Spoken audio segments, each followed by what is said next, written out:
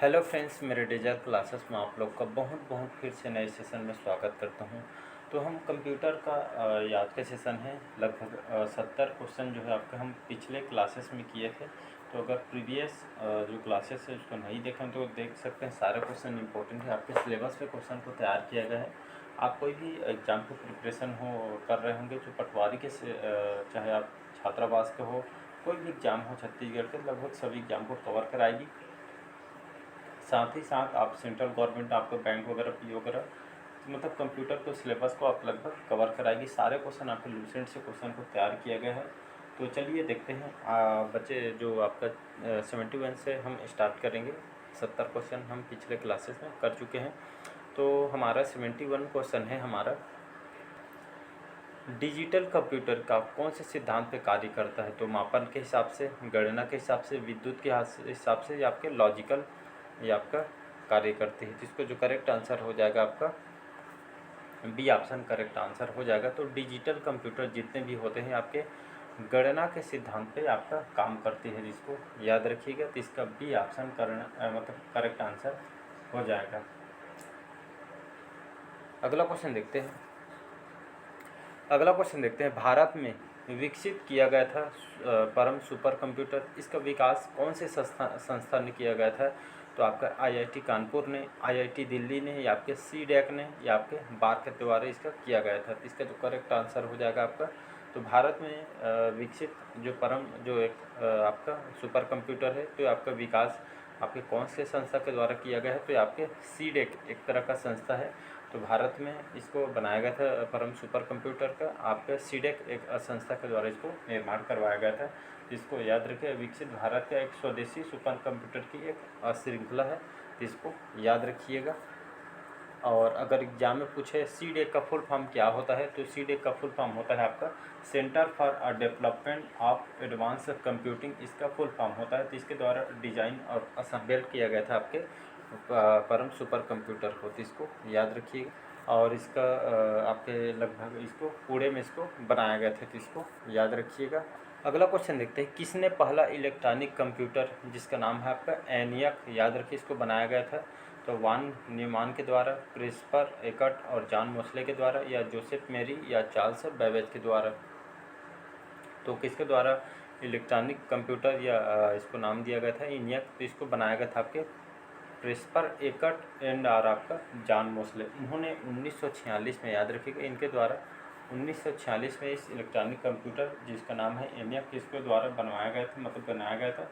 इसको याद रखिएगा। इनके जो आविष्कार ये आपके दोनों जने हैं, तो इसके द्वारा निर्माण का श्रेय इनको दोनों जने को जाता है। तो इसको याद रखिएगा।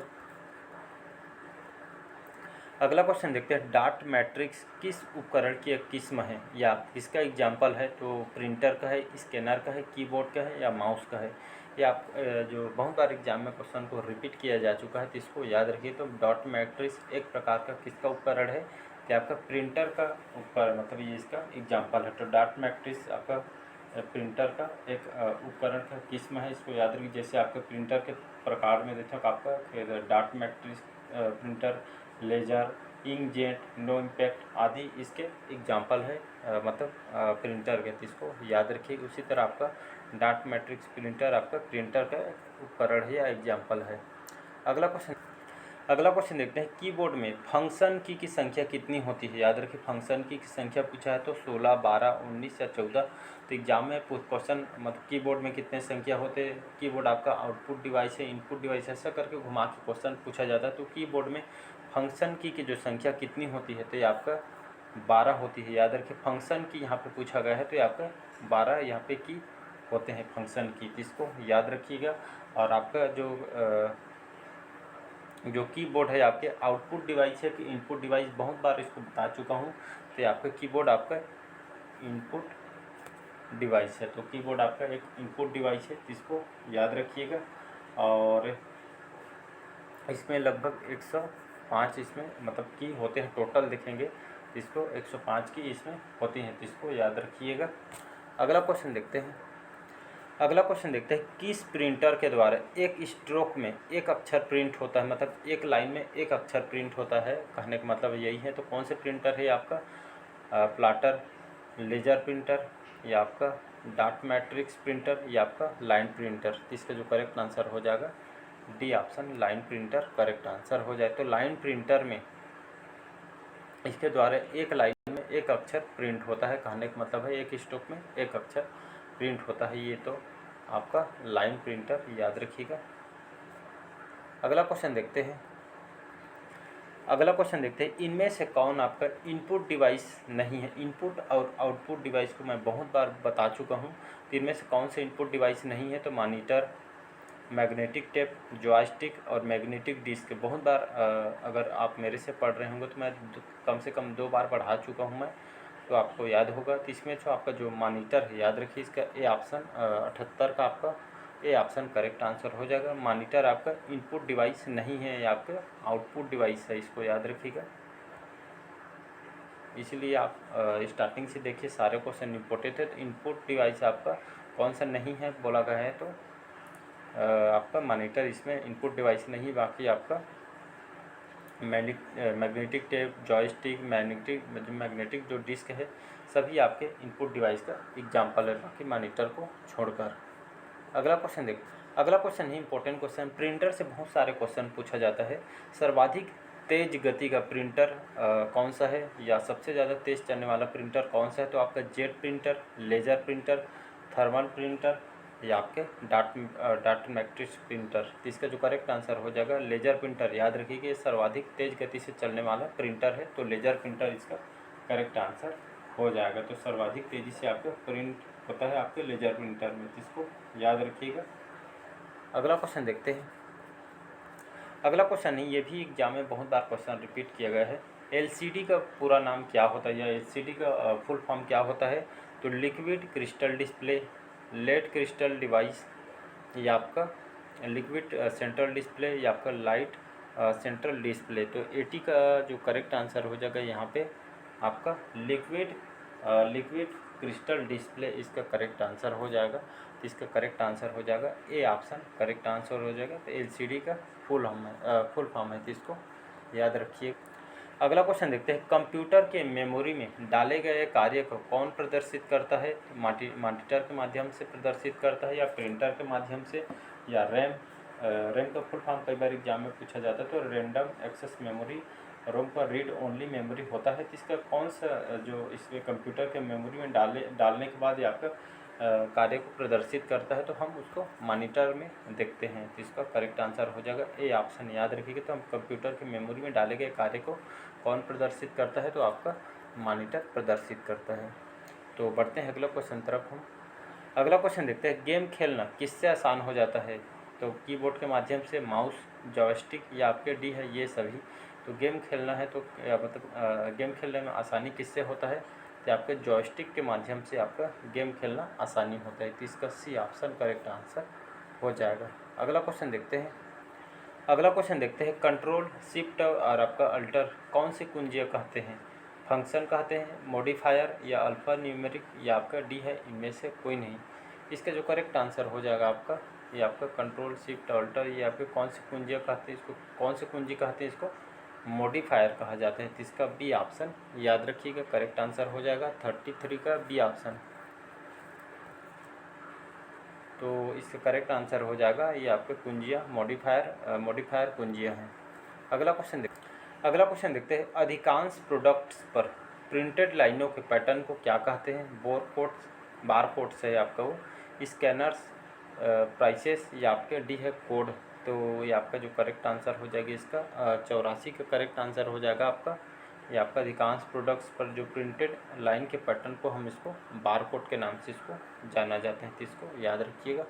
अगला क्वेश्चन देखते हैं। ओसीआर का पूर्ण रूप क्या है, या ओसीआर का फुल फॉर्म क्या होता है, तो ऑप्टिकल सीपीयू रिकॉग्नाइजेशन, या ऑप्टिकल कैरेक्टर रिकॉग्नाइजेशन, या ऑप्टिकल कैरेक्टर आपके रेंडरिंग, या इनमें से कोई नहीं। तो इसका 85 का आपका ऑप्टिकल कैरेक्टर रिकॉग्नाइजेशन इसका फुल फॉर्म होता है। तो इसका आपका बी ऑप्शन करेक्ट आंसर हो जाएगा। तो इसको याद रखिएगा, बी ऑप्शन करेक्ट आंसर हो जाएगा। तो आपको बहुत बार एग्जाम में फुल फॉर्म से भी क्वेश्चन पूछा जाए।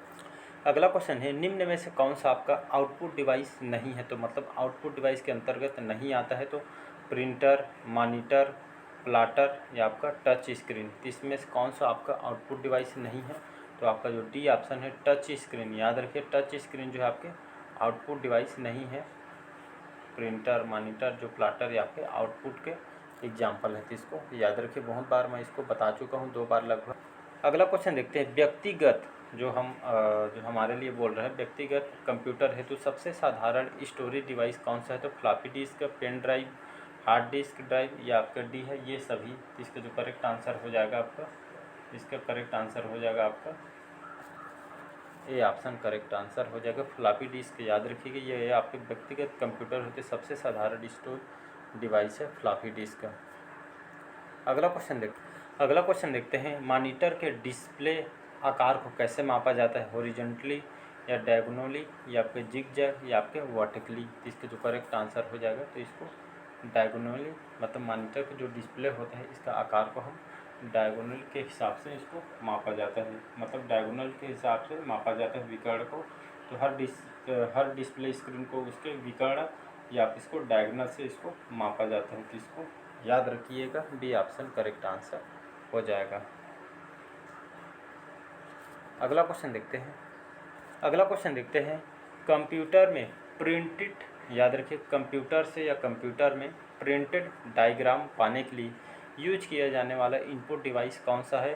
तो कंप्यूटर से हम किसी भी चीज़ को फोटोकॉपी या प्रिंट आउट करवाते हैं, उसको हम प्राप्त करने के लिए, पाने के लिए, मतलब कौन से डिवाइस को हम उपयोग करते हैं? कौन सा डिवाइस है? जो आपका माउस है, प्रिंटर है, कीबोर्ड है या आपका स्कैनर है? तो इसका जो करेक्ट आंसर हो जाएगा डी ऑप्शन, स्कैनर के माध्यम से हम इसको प्राप्त कर पाते हैं।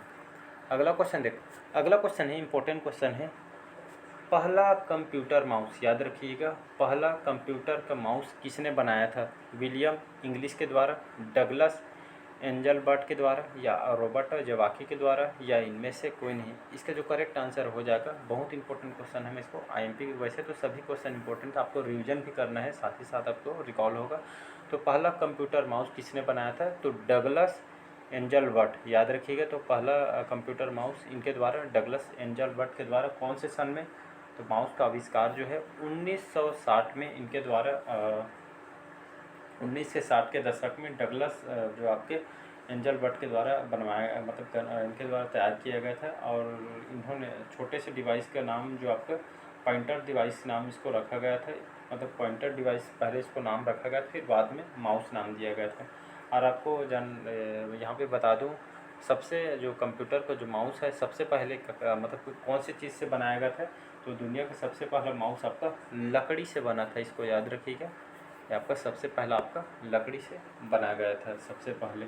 तो इम्पोर्टेंट क्वेश्चन है। तो चलिए, आज का सेशन कैसा लगा कमेंट करके ज़रूर बताइएगा, और पहले बार आए तो चैनल को सब्सक्राइब करके रख लीजिएगा, ताकि जो नोटिफिकेशन आप तक पहुंच पाए। और इसको आपको रिवाइज़ भी करना है, और साथ ही साथ आपको रिवाइज़ करना है।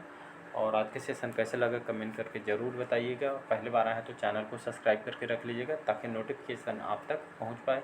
और मैं बता दूं, आप छात्रावास वगैरह की तैयारी कर रहे हैं तो कंप्यूटर का सेशन आपके हर एग्ज़ाम को कवर कराई, चाहे एसआई की तैयारी कर, मतलब कोई भी एग्ज़ाम, स्टेट का, सेंट्रल गवर्नमेंट, तो आपके सभी एग्ज़ाम को कवर कराएगी। आप मॉक टेस्ट वगैरह लगा रहे हो, प्रीवियस ईयर के क्वेश्चन भी सॉल्व करते चलिए।